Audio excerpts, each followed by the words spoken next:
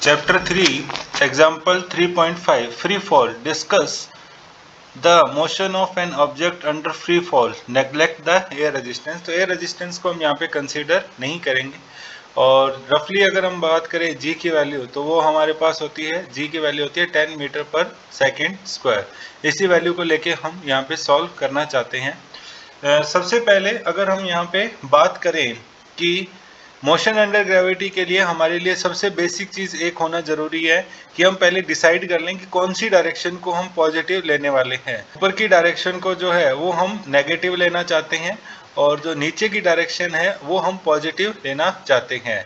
और यहाँ पे बात कर रहे हैं फ्री फॉल की, यानी कि अगर हम ग्राउंड से लेके इस सिचुएशन को विजुअलाइज करें तो यहाँ पे वो बेसिकली है। तो अगर नीचे की तरफ जाएगा तो उसके लिए जो डिस्प्लेसमेंट होगा वो हमारे पास क्या रहेगा, पॉजिटिव रहेगा।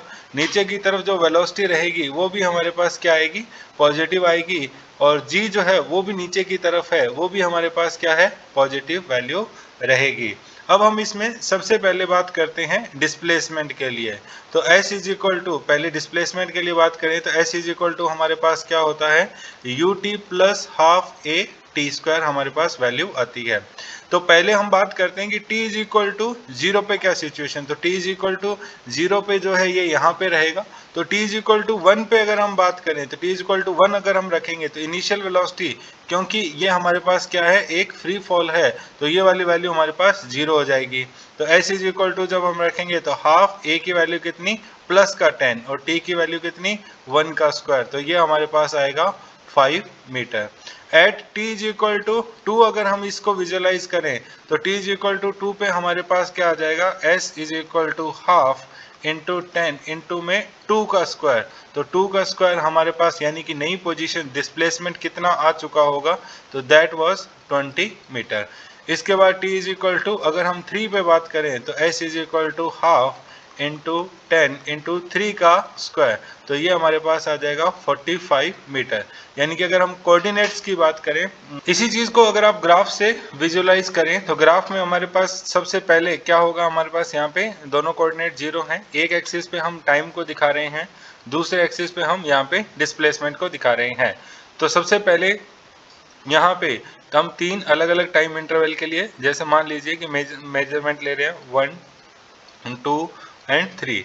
इनिशियल पोजीशन हमारे पास 5, 10, 15, 20, 25, 30, 35, 40 और 45। ये हमारे पास इस तरीके से रहेंगे, 35, 30, 25, 20, 15, 10 एंड 5। तो सबसे पहले हमारे पास initially t is equal to 1 पे कहाँ पे है, 5 पे। t इज इक्वल टू 2 पे उसकी पोजीशन क्या है, that is 20। t is equal to 3 पे पोजीशन क्या है, दैट इज 45। तो यानी कि आप जो ग्राफ बनाएंगे वो आपको ग्राफ कुछ इस तरीके से नजर आएगा। यही डिस्कशन अगर हम यहाँ पे वेलोसिटी के लिए करते हैं तो वेलोसिटी इज इक्वल टू हमारे पास इक्वेशन क्या होती है, वेलोसिटी के लिए v इज इक्वल टू होता है u प्लस ए टी हमारे पास आएगा। तो यहाँ पे इनिशियल वेलोसिटी हम बोल ही चुके हैं कि फ्री फॉल है तो 0 होगा, यानी कि सिर्फ हमारे पास क्या बचेगा, a इंटू टी बचेगा। तो t इज इक्वल टू 1 पे वेलोसिटी की हम बात करें तो t इज इक्वल टू 1 पे हमारे पास velocity v is equal to रखेंगे तो 10 इंटू 1 यानी कि हमारे पास 10 मीटर पर सेकेंड आएगा। t इज इक्वल टू अगर आप 2 रखोगे तो v इज इक्वल टू हमारे पास क्या आएगा, 10 इंटू 2 यानी कि 20 मीटर पर सेकेंड आएगा। t इज इक्वल टू 3 पे हमारे पास v is equal to 10 into 3 यानी कि 30 हमारे पास आएगा। तो जिस रेशियो में टाइम बढ़ रहा है उसी रेशियो में हमारे पास क्या हो रहा है, वेलोसिटी बढ़ रही है। इसको भी अगर हम यहाँ पे अगर ग्राफ से समझते हैं तो ग्राफ में हमारे पास ये कोऑर्डिनेट 0,0 हो गए। एक साइड हम टाइम को शो कर रहे हैं, दूसरी साइड हम वेलोसिटी को यहाँ पे शो कर रहे हैं। और एक साइड हम मेंशन कर लेते हैं 1, 2, 3, ये टाइम के लिए हो गए। दूसरी साइड हमारे पास वेलोसिटी 10, 20 एंड 30।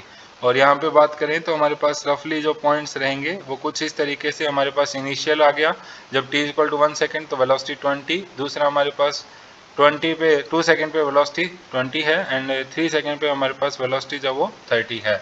अब इसको अगर हम लाइन से मिलाएं तो जब हम इसको लाइन से मिलाएंगे तो अब हमें कुछ ये इस तरीके से जो है वो नजर आएगा। इसके बाद फाइनली हम बात करते हैं हमारे एक्सेलरेशन के बारे में। तो एक्सेलरेशन जी की वैल्यू जो है वो हमारे पास +10 मीटर पर सेकेंड स्क्वायर, ये हमारे पास एक फिक्स वैल्यू है।